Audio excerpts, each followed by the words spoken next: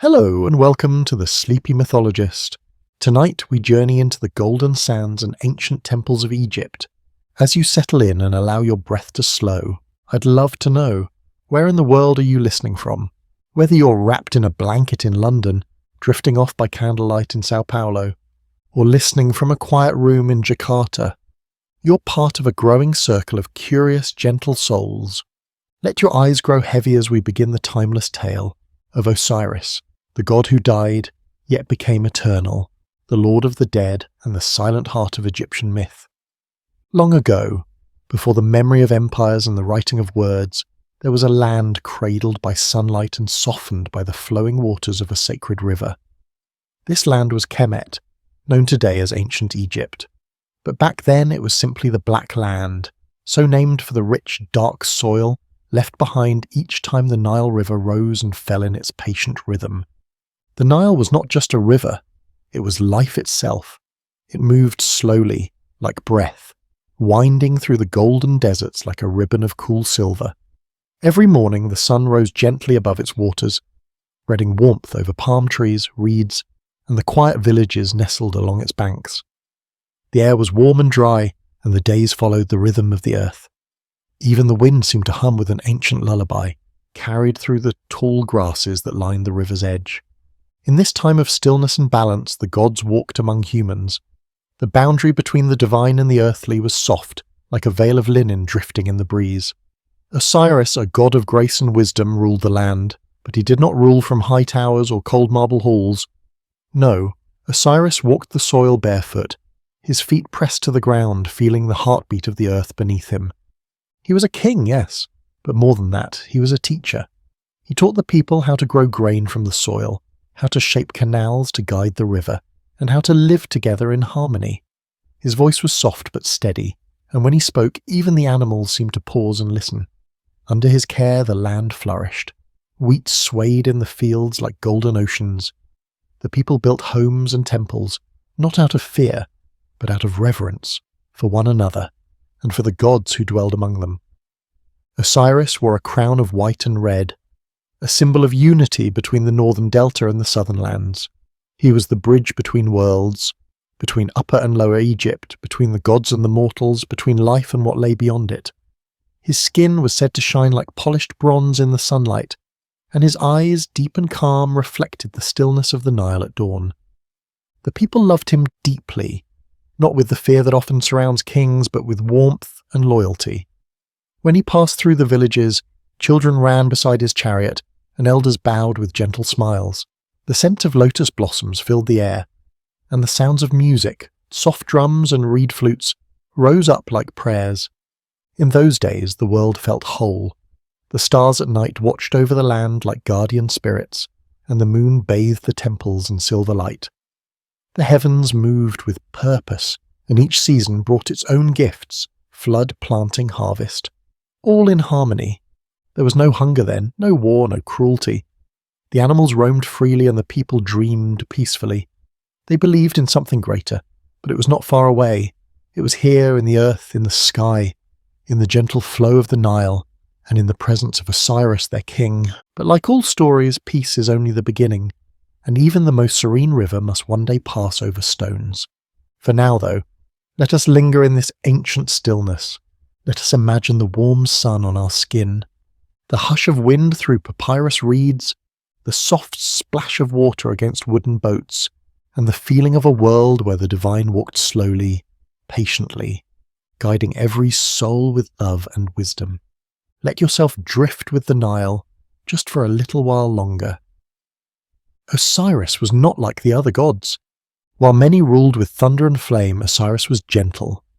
He was the colour of rich earth after the Nile's flood, dark, fertile, full of hidden life. He did not shout to be heard.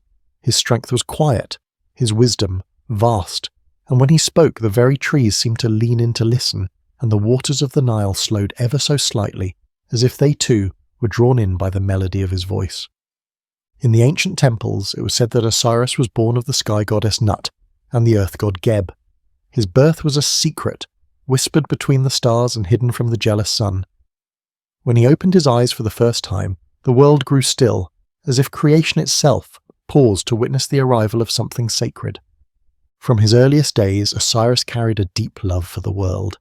He watched the people of Egypt struggle in the early days, unaware of the seasons, planting their crops too soon or too late, living without harmony or law. Their villages were scattered, their hearts uncertain, and so Osiris stepped gently among them, not as a ruler above them, but as a teacher beside them. He taught them how to read the rhythms of the river, when to sow seeds and when to let the land rest. He showed them how to shape mud bricks from the earth, how to lift stones to the southward sky, how to build homes, temples, and granaries that would last for centuries. His presence brought peace, not by force but by example. He taught them justice, but not through harsh punishment.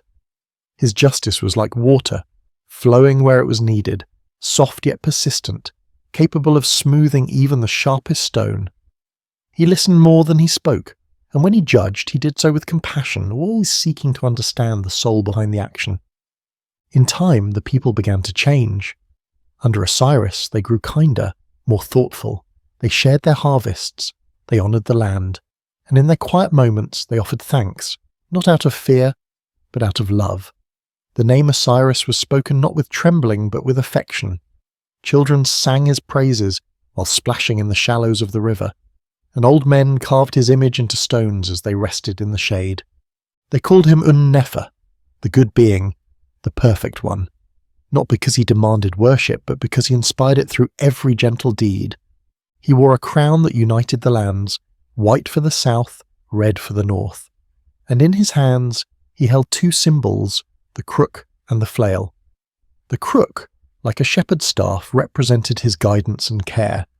The flail, used to thresh grain, symbolized nourishment, the abundance he brought through his teachings. These were not tools of war, they were tools of peace, of harvest, of life. Osiris ruled not alone, but beside his beloved Isis. Together they were balance. While he ruled the land and taught through wisdom, she brought magic and mystery, healing and hope. Their love was quiet, deep, and eternal. It was said that when he touched her hand, flowers bloomed beneath their feet. And in the evenings, as the sky darkened to indigo, the two would walk along the riverbanks, speaking softly of dreams, of stars, of futures still to come. The people thrived under his reign. Art blossomed. Music filled the air like perfume. The language of hieroglyphs began to flow like poetry across temple walls. It was an age of golden stillness, where even time seemed reluctant to move forward. The days melted into one another, long and warm, like an endless afternoon under a canopy of palm leaves. But such beauty does not go unnoticed. Far away, in the corners of the world where envy takes root, eyes were watching. Eyes that did not see peace as a blessing, but as something to possess or destroy. Still for now, the land was quiet, and Osiris, beloved by all, walked with gentle steps through fields of barley, through groves of sycamore, through the hearts of every man, woman, and child who had ever known the grace of a good king. So let yourself rest now. Let your thoughts wander like leaves on the Nile, drifting through a time when wisdom ruled and the world was at peace because of one man who taught with love and ruled with silence. In the quiet shadow of Osiris's reign, where golden fields stretched far beyond the horizon and the river hummed a low eternal lullaby, there walked a woman of power, though she walked with the grace of wind passing over water. Her name was Isis. She was not only the queen of Egypt, not only the wife and sister of Osiris, she was the enchantress of the gods, the one who knew the hidden names of things, who could speak to the sky and bend its will, who could call healing into a child's breath with just a touch of her fingers. She was beauty, yes, but more than that, she was presence. She did not shout, she did not demand, but when she entered a room, the air itself seemed to still. Flames steadied, birds grew quiet, and even the most stubborn heart softened in her gaze. She was not only loved, she was revered. Her hair, dark as night, fell like silk down her back. Around her neck, she wore a pendant in the shape of a throne, for Isis was the seat of power, the very foundation on which kings were made. It was said that no ruler could last long without her blessing. Even Osiris, wise and noble as he was, found his rule more luminous in her presence. They were more than husband and wife. They were soulmates, cut from the same divine thread, woven into the fabric of the world. Where he brought law, she brought understanding. Where he taught the people how to survive, she taught them how to heal. Together, they balanced the scales of life, strength and softness, logic and mystery, the known and the unknowable. Isis was the keeper of ancient spells, words passed down before time had a name. She spoke to plants and knew their secret uses, how one leaf could draw out poison, how another could soothe the dreams of a restless child. She knew which stars to watch when a birth was near. She could feel the stirrings of fate in the wind long before the world noticed anything had changed. In her presence, the sick found peace, and those grieving found breath again. She was the goddess of motherhood, of devotion, of resurrection itself, and yet she asked for nothing. Her power did not seek a throne or a crown. It flowed through her simply, naturally, like the Nile through Egypt. At twilight, when the colours of the sky melted into deep amber and violet, Isis would often sit by the river's edge. There she would hum soft melodies that the birds had taught her. Her fingers would trace patterns in the water, and fish would gather near, unafraid. Even crocodiles, fierce and ancient, would drift silently beneath the surface, listening. Children loved her most of all. They called her the Star Mother, the Lady of Soothing Words. When one was ill, mothers would whisper prayers to Isis as they tucked the blankets around tiny shoulders. And when someone was lost to the darkness of the unknown, families would offer lotus flowers to her image, hoping she would light a path through the shadows. Isis was not only present in temples and shrines, she lived in every act of tenderness, every warm meal offered, every wound gently wrapped in linen. She was in the hands of midwives, in the voice of lullabies, in the hush of a mother's prayer when the night was long and uncertain. And her love for Osiris, it was legend.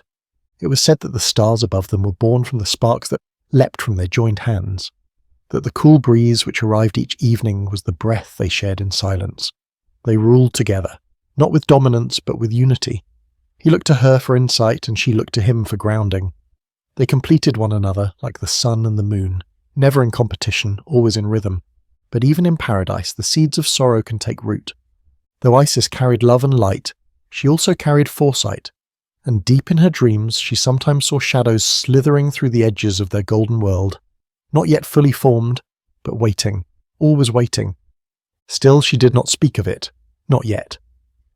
For now she chose to live each day with her people, to bless the births, to mend the wounds, to teach young girls how to whisper to the herbs and how to speak to the gods. She chose, as she always did, love over fear.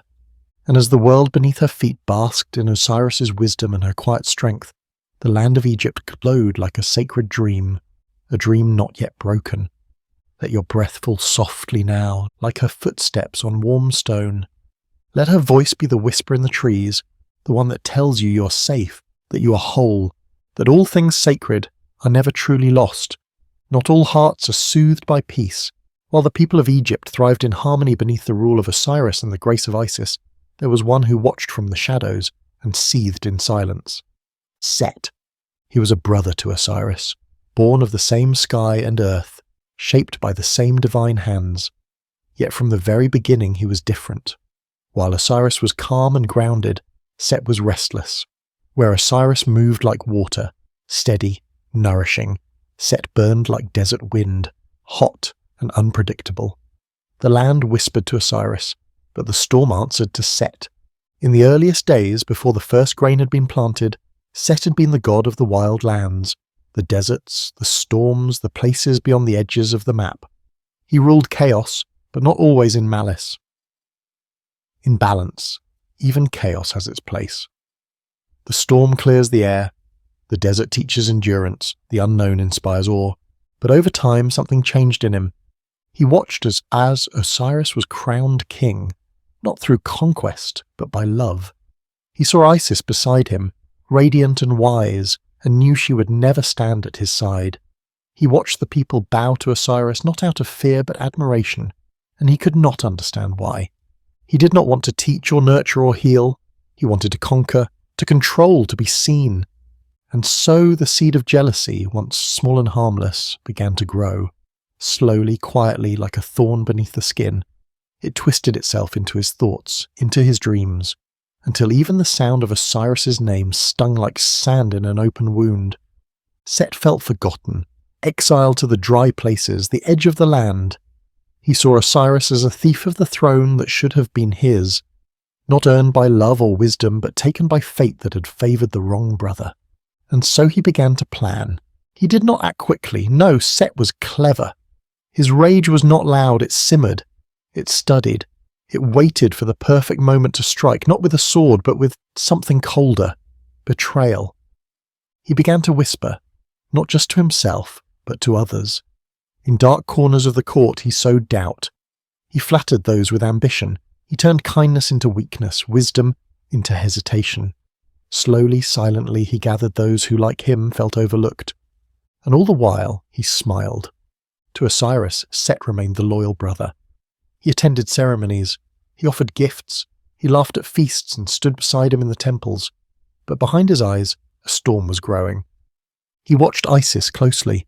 He feared her, rightly so. She was powerful, intuitive. Her magic could sense things that words did not reveal. And so he hid from her behind charm and formality. He showed only what he wanted her to see. A brother, a guest, a participant in peace. But within, he was a desert wind, howling, sharp, dry, and merciless. It is said that on nights when the moon was dark, Set would walk alone in the sands, his footprints swallowed quickly behind him. He would speak to the stars in a tongue older than words, calling out to the forces of chaos, asking them to lend him their strength. And sometimes the wind would answer, sometimes the jackals would howl in reply, and sometimes even the stars would blink in response. He began to build a plan, a trap, not just of physical force but of precision, one that would humiliate Osiris, one that would not just kill his body but unravel everything he had built. But Set was patient. He waited. He watched, and as the people slept, dreaming of the golden-horn fields and gentle gods, they did not see the storm gathering far beyond the floodplains, a storm that did not roar, yet. A storm with eyes like fire and a heart like stone. Still, for now, there was silence. The Nile still flowed, the sun still rose, and Osiris still ruled. But behind every warm breeze, behind every clear sky, behind every celebration, a shadow was waiting. Let your thoughts drift now, slowly. Let the winds pass through your fingers, soft and dry. There is nothing to fear in the night, not yet. Only the whisper of sand and the echo of a name not yet spoken aloud. The day began like any other. The sun rose slowly over the Nile, painting the river in soft gold. A hush hung in the air, the kind of hush that feels like a blessing when everything is still, and the world has not yet spoken. Birds lifted lazily into the sky, and papyrus reeds swayed in the breeze, whispering secrets to one another in the morning light. It was a day chosen carefully by Set. He had waited for this moment, prepared for it like one prepares a performance, not a battle. He had studied the rhythms of his brother's life. He knew when Osiris would be most at peace, most trusting, most open. He called it a celebration, a grand feast in honor of Osiris, the beloved king, a gesture of affection, he claimed, a gift of unity, of family. All were invited, gods, nobles, priests. The halls of the palace were adorned with garlands of lotus and palm. Incense drifted through the air like thin silver clouds. Music played, soft and cheerful, rising and falling, like the breath of the kingdom itself. Osiris, generous and kind as ever, accepted the invitation without hesitation. He had no reason to doubt his brother. In his heart he believed in goodness, in forgiveness, in trust. He wanted harmony more than anything. So he came, smiling, with Isis at his side, and the people rejoiced. They did not see the coldness behind Set's smile. They did not feel the shift in the air, subtle but strange, like the moment before a storm when the wind goes quiet. In the centre of the feast hall, Set had placed an object, large, beautiful, and gleaming in the light. It was a chest, no ordinary box, but a sarcophagus crafted with impossible care. Its surface was inlaid with gold and lapis lazuli. Patterns of stars and lotus blossoms shimmered along its edges. It was shaped perfectly, its length and width carefully chosen, though no one yet knew why. Gasps of admiration rippled through the crowd. It was a masterpiece, clearly a gift fit for royalty. Set stood beside it, his voice warm and theatrical. "This," he declared, "is a gift from distant lands. A chest so finely crafted, It will only fit one person in all of Egypt, the one for whom it was destined. A ripple of laughter. He smiled wider. Let us make a game of it. Whoever fits inside this chest perfectly shall receive it as their prize. One by one, guests came forward, curious and entertained. Some lay down in the chest, their shoulders too broad or their legs too long. Each attempt brought more laughter, but Set's eyes did not laugh. They watched, waited. Finally, Osiris stepped forward. He smiled at the game, thinking nothing of it. He was, after all, the king, and it was a feast in his honour. What harm could come from something so festive, so playful? He stepped into the chest, and it fit him perfectly. For a breath there was silence. Then, before Osiris could rise, Set's expression hardened. With a sharp cry he signalled his followers. The lid was slammed shut. Heavy bolts fell into place. Seals were cast. The crowd froze, uncertain whether this was still a game or something else. Before anyone could move, Set's men lifted the chest swiftly, as though they had practiced many times, and carried it from the hall. Isis cried out. Her voice pierced the hush like a reed flute suddenly broken. She ran toward the door, but Set was already gone. The chest, with Osiris sealed inside, had vanished into the night.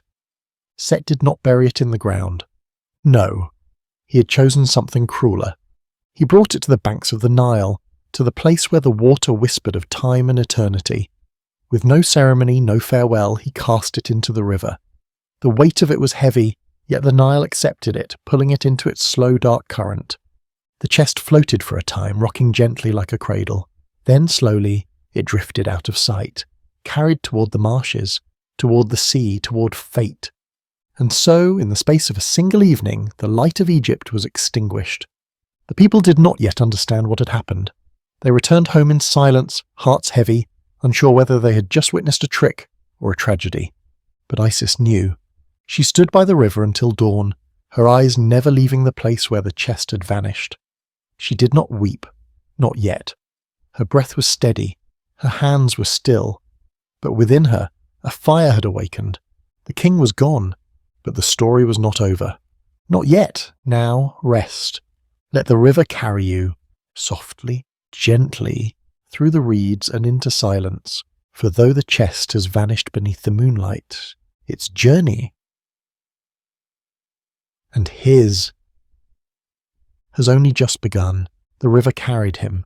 The sacred chest, heavy with gold and sorrow, drifted silently down the Nile, its weight swallowed by the water, its purpose unknown to all but the one who had sealed it shut.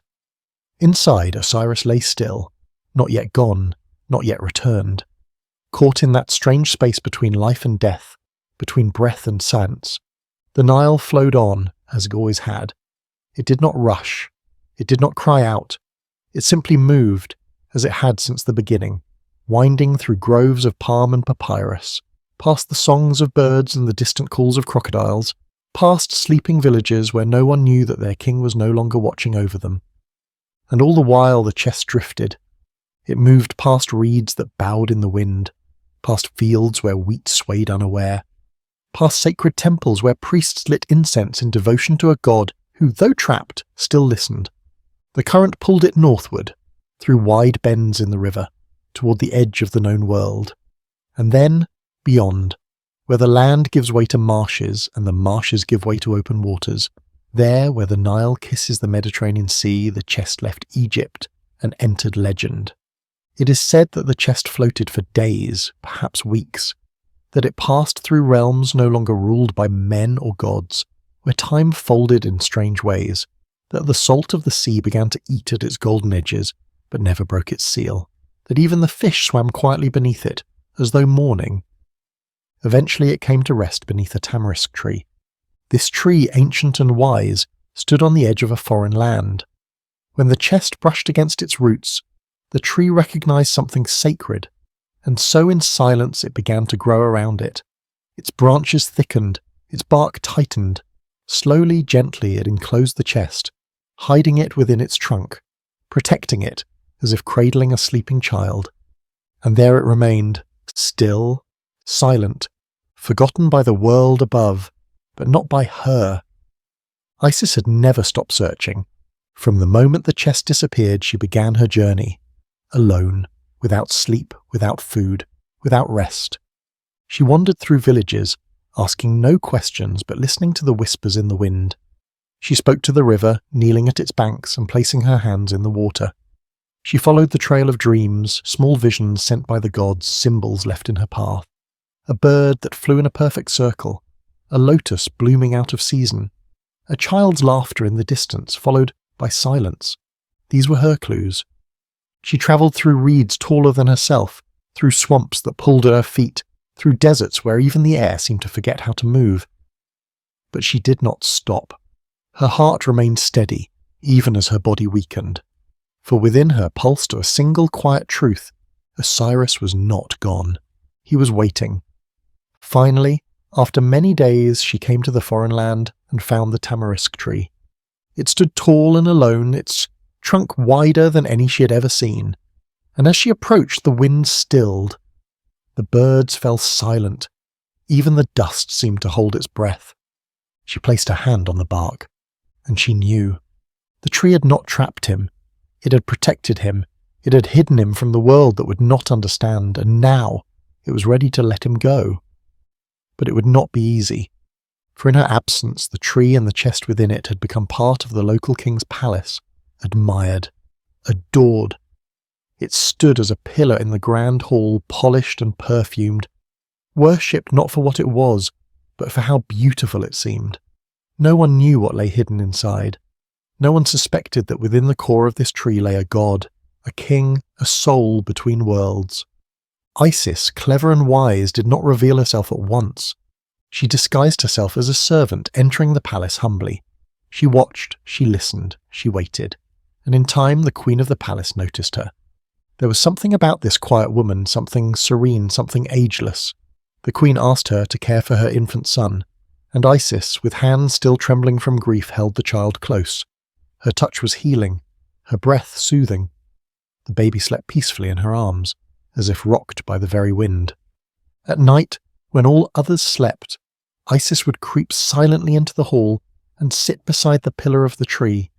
She would press her cheek to its bark, whispering ancient songs, songs of home, of the Nile, of love stronger than death. The tree listened, and one night it opened. It released the chest, and she took it quietly with reverence, cradling it in her arms like something fragile and infinite. She returned to Egypt beneath the stars, the chest wrapped in linen, her steps slow but certain. The journey was not over, the battle was not yet fought, but for now, Osiris was home, and the river once again flowed not just with water, but with purpose. Now let your breath move like the Nile, smooth, unhurried, carrying your thoughts like petals on the current. The king is not yet awake, but he's no longer lost, and in the silence of night, the story flows on. The land of Egypt was not the same. Though the sun still rose over the desert and the Nile still carried its eternal rhythm, something sacred had been broken. The people could not quite name it, but they felt it. A stillness, where once there had been music, a hush, where once the fields had hummed with joy. The king was gone, and yet, in the quiet places, in the temples, in the shadows of the trees, in the wind that moved gently across the sand, his name was still whispered. Osiris, beloved of the land, beloved of Isis. She had returned with the chest, hidden beneath veils and wrapped in silence. Not even the stars were told where she had gone or what she had carried back. Her footsteps were light, her breath soft. She moved like a dream returning to the earth, and with her came something that felt like hope. But her task had only just begun. Osiris was not yet alive, and death, once embraced, does not loosen its hold easily. So Isis went into hiding. She fled the temples, fled the cities, fled even the gentle watch of the priests. She found a secret place near the Nile, an island wrapped in reeds and shaded by sycamores. There, surrounded by still waters and protected by silence, she laid the chest upon the ground. Alone beneath the stars, she wept. Her tears fell silently upon the lid of the coffin, mixing with the dew and the breath of the river. The land listened. The night listened. Even the moon dimmed her light in reverence. Isis, the great enchantress, had known many things: healing, protection, the language of birds and herbs and clouds. But this was beyond all that. This was the edge of the unknown, the place where love and loss become the same thing. She knelt beside him for days, unmoving. But then, slowly, she began to sing. Not loud, not with words, but with breath, with vibration, with a sound older than the pyramids and older than grief. It was a song of memory, of the first time she had touched his hand, of the way his voice sounded when he told stories to children, of the way his eyes had softened at the sight of morning. Each note she sang was like a thread, weaving something invisible back together, and the world responded. The reeds bowed in silence. The water stilled. The stars, one by one, began to return to their places in the sky. A wind came, not harsh, but warm. It circled the island like an embrace, and in that moment the magic Isis had always held began to bloom into something more. She gathered herbs known only to the gods. She spoke prayers that had not been spoken since the world was new. She walked in circles around the chest, her bare feet pressing symbols into the soft earth. Symbols of life, symbols of light, symbols of breath, and then at last she opened it. Osiris lay still inside, but even in stillness there was something sacred. His face was calm as if asleep. His body, though lifeless, still carried the memory of divinity. And Isis, with hands that trembled only slightly, leaned down and placed her forehead to his. She whispered to him. She told him of her journey, of her search, of the tamarisk tree, of the palace, of the child she had held, of the silence that had followed him, of the hope that had kept her walking even when the desert threatened to take her. And then she breathed into him. It was not a breath of lungs, but of soul, of spirit, a magic so ancient that even the gods had forgotten its name. And in that moment, life stirred. Not fully, not enough to walk the earth again, not enough to speak or smile, but enough for one final act, one final union, one last meeting between the worlds of the living and the dead. And from this divine moment, something new was born. A child, a son, Horus, the falcon-eyed, the avenger, the heir. Isis held him in her arms, and for the first time since the betrayal she allowed herself to breathe fully. Osiris could not stay. His path now led downward, into the hidden places, into the land where souls go when the breath leaves the body. But he had left behind a future, and in the eyes of Horus, Isis saw not just vengeance but restoration, a return of balance, the seed of a kingdom yet to be born again. The winds grew quiet. The stars, now bright, turned slowly in the sky, and Isis, mother of magic, mother of gods, mother of sorrow and strength, wrapped her son in linen and rocked him to sleep beside the chest of the man she had loved. Let yourself rest now. Let your breath slow like the Nile under moonlight. For the queen has found her king, and the future is beginning to dream. The night grew deep around the island, and the stars hung like lanterns in the heavens, watching, waiting, remembering. Osiris the beloved now lay within the chest that had carried him across the breadth of the world. He was no longer of the living, and yet he was not entirely of the dead. He existed in between. A stillness at the centre of all things, a pause in the music of life. But magic, when born of love, does not fade easily. Isis, his queen, his sister, his mirror, had not just found him, she had brought him back. Not through violence or command, but through devotion, through ritual, through stance, through breath. And in that sacred moment when her spirit met his, when her whisper crossed the veil and entered the shadowy stillness where his soul had wandered, something extraordinary happened. From their union a child had been conceived. Horus. He was not born in a palace, not in a temple, not among servants, or under bright banners. He was born in secret, in the hush of night, surrounded only by reeds, riverlight, and the memory of love. Isis cradled him in her arms beneath the open sky. Her tears fell not from sorrow but from wonder. His eyes, even as a newborn, held the sky within them, sharp, piercing, endless, like the wings of a falcon soaring above the world, already watching, already waiting. But Isis could not rest. She knew Set still ruled in Osiris's place. She knew that danger watched them from beyond the riverbanks. The child was sacred, but he was also hunted, and so she disappeared. She fled once more into the hidden places of Egypt. She found refuge in marshes thick with tall grass, in caves where the light could barely enter. She wrapped herself in illusion, in mist, in the silence of forgotten corners of the land, and there she raised her son.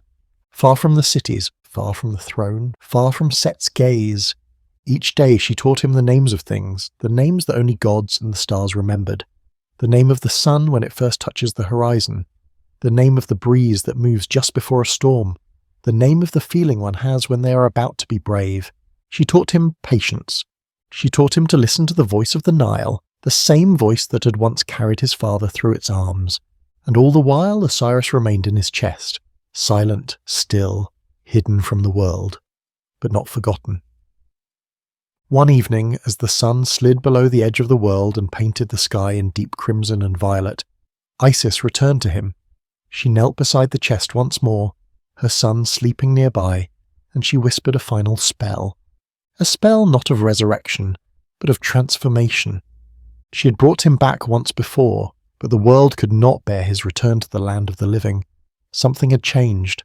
A door had been opened, and now Osiris belonged elsewhere. She whispered to the wind, to the soil, to the stars, and to the secret gods who dwell in the places beyond light. She called upon the hidden forces beneath the earth, those who wait in darkness, who guide the dead, who hold the memories of all things that have ever been, and she asked them to receive him, to give him a kingdom of his own, not one of sunlight and golden crowns, but one of silence, of stillness, of justice. And they answered. The chest began to glow faintly, not with heat, but with meaning. A gentle light, like moonlight reflected in water, spilled outward in waves, and when it faded, the chest was empty. Osiris was gone, but not lost. He had descended into the underworld, into Duat, the realm beneath the world of the living, and there he became something new, not a ghost, not a shade, but a king, a silent ruler of the departed. In Duat he built a new throne, not of stone but of memory and lore. He watched over the souls of the dead, not to punish, but to guide. He became the keeper of truth, of balance. He judged each heart that entered his realm, weighing it against the feather of Ma'at, the goddess of order and justice. If a soul's heart was light, they passed into peace. If it was heavy with wrongdoing, it was swallowed by darkness. Osiris did not speak often. He did not need to. His presence was enough, calm, fair, eternal. The dead found comfort in him. He was not the end. He was the beginning of what comes next. Above, Isis raised Horus with quiet determination. She told him stories of his father, not just the ruler he had been, but the man he was still becoming. A king of a different kind. A king of truth, of passage, of what lies beyond the veil. And Horus listened. He watched the sky. He listened to the wind. He sharpened his spirit not with hate, but with clarity. For he knew that one day he would face Set, not for revenge, but for justice. But that story would come later. For now, let us rest. Let us breathe in the soft hush of the underworld, where peace waits beyond fear.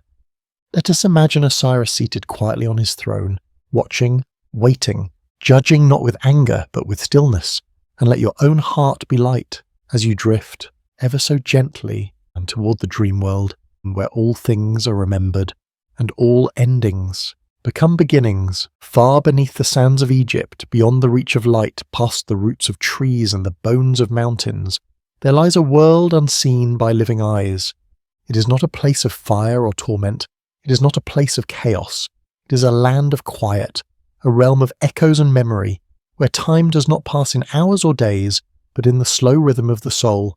This is Duat, the Egyptian underworld. A realm not of punishment, but of passage. A realm not of endings, but of crossing over. It is here that the souls of the dead arrive, gently carried by unseen forces after their final breath, like leaves floating downstream toward the sea, and it is here that Osiris now reigns, not as the king he once was, robed in linen, standing beneath the sun, but as something deeper, older, more eternal. He is no longer flesh and bone, he is presence, stillness, a silence so complete that it speaks to every part of a soul. He sits upon a throne made not of gold but of shadow and starlight, carved from law, justice, and the quiet weight of truth. He does not raise his voice. He does not need to. All who enter his hall feel the gravity of his gaze, a gaze not of judgment, but of understanding. The Hall of Two Truths it is called, long and silent, lined with tall pillars etched with spells and memories. The ceiling shimmers with stars, though there is no sky. The floor beneath the feet of the dead is smooth, worn down by centuries of silent steps. And at the far end of this hall, Osiris waits. He is surrounded by gods. Thoth, the scribe who records all that is done, Anubis, the jackal-headed guide who leads the souls safely to their trial, and Marhat, the goddess of truth, who offers her feather, white, pure, weightless, to the scales. For this is how all souls are judged. Their hearts are placed upon one side of the scale, and the feather of Ma'at, the feather of truth, is placed on the other. If the heart is heavy, laden with lies, cruelty, or imbalance, it tips the scale. But if it is light, if it has lived in harmony with others, with the earth, with the divine, then it rises, evenly balanced, and the soul is free to pass on, to the field of reeds, a place of peace, of joy where loved ones reunite beneath golden skies and gentle winds, a mirror of Egypt at its most beautiful, eternal and serene. But those whose hearts weigh too much, they are devoured, not by fire nor by rage, but by a creature called Amit, part crocodile, part lion, part hippopotamus. She does not hate, she simply waits. She devours what cannot move forward, and what she eats is forgotten, lost to silence. Osiris does not speak as the scales move. He does not need to ask questions. He sees the truth, even when it is buried beneath years of pride or sorrow. He sees the intention behind every choice, the shape of every wound. His eyes pass through masks and reach the soul, and still he does not condemn. He understands, because he has walked both paths, life and death, kingship and exile, wholeness and brokenness. He knows what it means to love and lose, to be betrayed, to be reborn in silence, and so his judgment is not harsh. It is final, but it is fair. The souls that pass through his hall feel no fear, only stillness, a stillness that allows them to see their own lives clearly, perhaps for the first time. Some weep, some smile, some simply bow their heads and move on lighter than when they arrived. And always Osiris remains. He never tires, he never forgets, he never falters. His realm is not one of punishment, but of reflection, a great mirror beneath the world where all things hidden are revealed, where the soul becomes visible and is finally weighed. Meanwhile, on the earth above, temples rise in his name, priests speak his story by candlelight, farmers leave offerings by the river, families whisper prayers to him when a loved one passes on, trusting that he will guide them as he guides all with grace. And Isis, watching from the world of the living, feels his presence in the wind. She knows he is not gone. He is simply elsewhere, waiting in the hall of shadows and stars, watching over every soul, every choice, every heart. So now, let your breath slow. Feel the feather of truth beside you, soft, light, silent, and let go of the weight you carry. Let your own heart be calm, still and open. For the king beneath the earth watches not with anger, but with understanding, and in the quiet of night, he waits to guide you home. There is a place where every soul must go, a place beyond names, beyond time, beyond the grasp of human memory. It is not dark but dimly lit, like the hush just before dawn. It is not cold but cool, like stone that has not seen the sun for many years. It is not a place of fear, though it humbles even the greatest among us. This place is the hall of judgment, and Osiris waits there still. He does not wait with impatience. He does not stir or pace or grow weary.